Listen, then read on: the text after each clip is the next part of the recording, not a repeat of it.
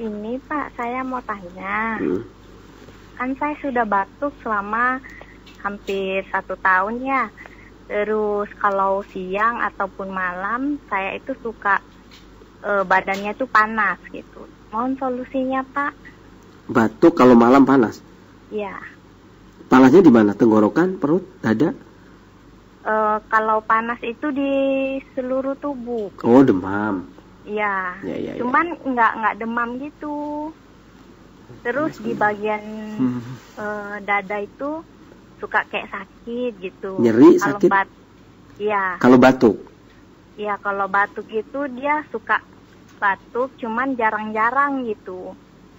Sekali-sekali. Pertanyaannya? Pertanyaannya,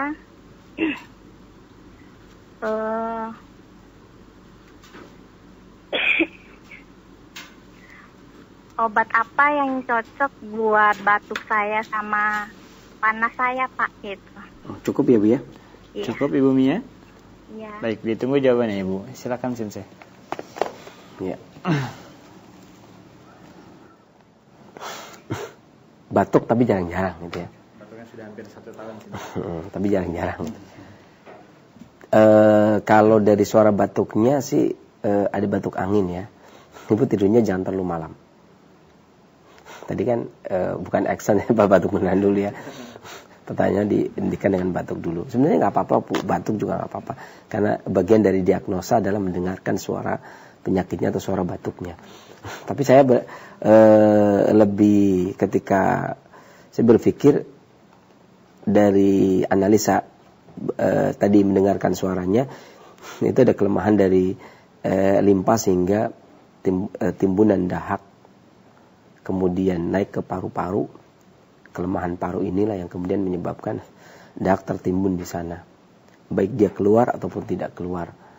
Ya, jadi bukan stenia, bukan panas yang disebabkan oleh berlebih atau stenia, tapi panas yang disebabkan oleh astenia atau lemahnya limpa atau lemahnya rutubah cairan yang ada pada tubuh sehingga dominan yang muncul adalah panas.